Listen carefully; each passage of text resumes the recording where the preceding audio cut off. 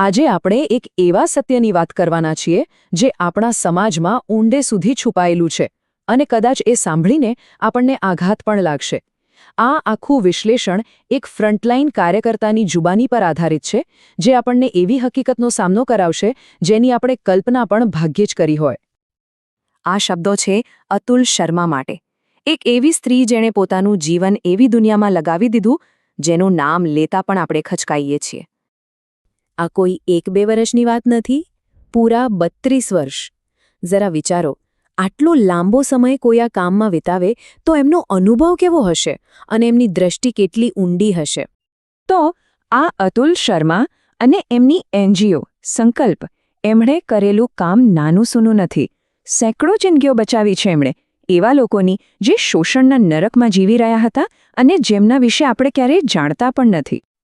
પણ સૌથી મોટો સવાલ એ છે કે આ 32 વર્ષમાં બદલાયું શું?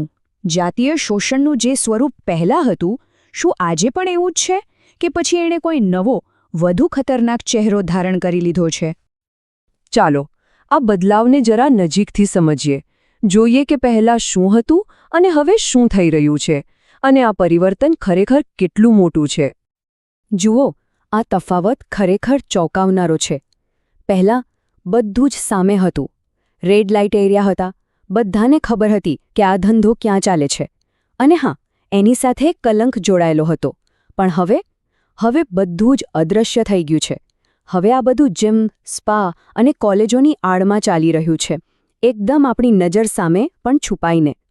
આધુનિક જીવનશૈલીના નામે એને એવું તો આકર્ષક બનાવી દેવાયું છે કે એની ભયાનકતા જ દેખાતી નથી. પણ સવાલ એ છે કે આ બધું થાય છે કેવી રીતે? આ જે નવી જાળ છે એ એટલી અત્યાધુનિક અને ચાલાકીથી ગોઠવાયેલી છે કે પીડિતને ખબર પણ નથી પડતી કે ક્યારે ફસાઈ ગયો. આને જિગોલો પાઇપલાઇન કહેવાય છે. શરૂઆત થાય છે જીમથી. સારા શરીરવાળા યુવાનોને ટાર્ગેટ કરાય છે. પછી એમને મસાજ પાર્લર અને પૈસાદાર મોટી ઉંમરની સ્ત્રીઓ સાથે લિંક કરાવાય છે. એકવાર પૈસાને લક્ઝરીનો સ્વાદ ચાખી લીધો એટલે બસ, ગ્રાહકોની એક લાંબી લાઈન લાગી જાય છે. અને જો કોઈ આમાંથી બહાર નીકળવાની કોશિશ કરે ને તો સીધું બ્લેકમેલિંગ, બદનામ કરવાની ધમકીઓ, ખોટા કેસ કરવાની ધમકીઓ. તો જે લોકો આ પાઇપલાઇનમાં ફસાઈ જાય છે એમનું શું? એમની જિંદગી કેવી બની જાય છે? આ સાંભળો, આ એક ફસાયેલા યુવાનના શબ્દો છે. એ કહે છે, હું એક રાતમાં 4 સ્ત્રીઓને કેવી રીતે સંતોષ આપું? એના માટે હું ડ્રગ્સ લઉં છું. અને જો હું ના પાડું તો પેલી સ્ત્રીઓ મને બ્લેકમેલ કરે છે. તમે વિચારો કે એની હાલત શું હશે, એની લાચારી અને ડર કેવો હશે. અને શોષણનું સ્વરૂપ અહીં અટકતું નથી. આ એક બીજું ભયાનક સત્ય છે, વાઇફ સ્વેપિંગ. મોટી પાર્ટીઓમાં પુરુષો પોતાની ગાડીની ચાવીઓ એક બાઉલમાં નાખે છે, લાઇટ બંધ થાય છે અને જે પુરુષના હાથમાં જે ચાવી આવે એ ચાવીવાળી સ્ત્રીએ એની સાથે રાત વિતાવવી પડે છે. અહીં સ્ત્રી જાણે કોઈ વસ્તુ હોય જેની લેવેચ થઈ રહી છે. આ બધું જોઈને મનમાં સવાલ થાય કે આવું કેમ થઈ રહ્યું છે? આપણા સમાજમાં એવું તે શું બદલાયું છે કે શોષણના આવા નવા રસ્તાઓ ખુલી ગયા છે? આ સૂત્ર તો આપણે બધાએ સાંભળ્યું છે, મારું શરીર મારી પસંદગી. આ નારી સશક્તિકરણનું પ્રતીક છે. પણ તમને જાણીને આઘાત લાગશે કે હવે આ જ સૂત્રનો ઉપયોગ લક્ઝરી અને મોંઘી વસ્તુઓ માટે પોતાના શરીરને વેચવાને યોગ્ય ઠેરવવા માટે થઈ રહ્યો છે. કેવી વિડંબણા છે! આ કોઈ એક કારણથી નથી થતું. આ એક મોટો સાંસ્કૃતિક બદલાવ છે. જુઓ, માતા-પિતા અને બાળકો વચ્ચે વાતચીત જ નથી રહી. મોબાઈલ અને પ્રાઇવસીના નામે દરેકની એક સિક્રેટ લાઈફ બની ગઈ છે. ભણેલા-ગણેલા યુવાનો પૈસા માટે સંબંધો બાંધી રહ્યા છે. ટાર્ગેટ શું છે? બસ બ્રાન્ડેડ કપડાં, મોંઘા ફોન, લક્ઝરી લાઈફ. અને પરિવારોને કાં તો આની ખબર જ નથી અથવા એ લોકો જાણવા જ નથી માંગતા. આ તો યુવાનોની વાત થઈ. પણ હવે આપણે વાત કરીશું એવા પીડિતોની જે સૌથી વધારે લાચાર છે, આપણા બાળકો. જેમની સાથે જે ક્રૂરતા થાય છે એની તો આપણે કલ્પના પણ નથી કરી શકતા. આ વાત છે કોમનવેલ્થ ગેમ્સ સમયની. એક એવું કૌભાંડ જેણે આખા દેશને હચમચાવી દીધો હતો.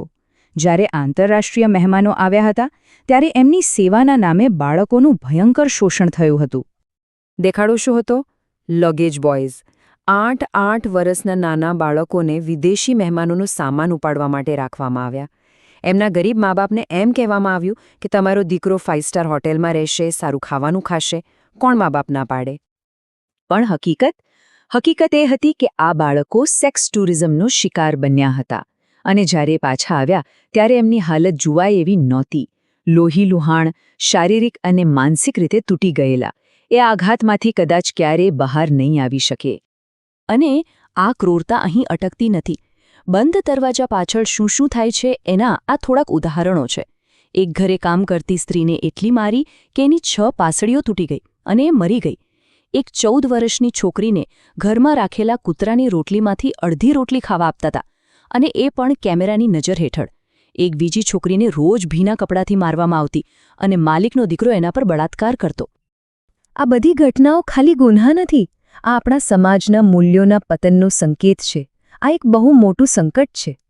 આપણે બેટી બચાવો, બેટી પઢાઓના નારા બહુ સાંભળ્યા, પણ અતુલ શર્મા એક સીધો સવાલ પૂછે છે. કઈ દીકરીઓને બચાવી રહ્યા છો? જે દીકરીઓ ફૂટપાથ પર છે, જે દીકરીઓ બંધ ઘરોમાં માર ખાઈ રહી છે, શું એ દીકરીઓ નથી?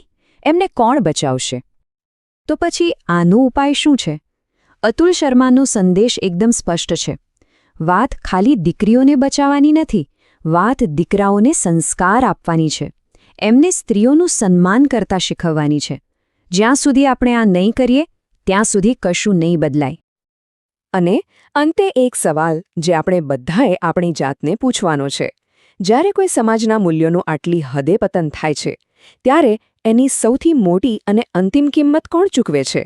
આના પર વિચાર કરવો ખૂબ જ જરૂરી છે.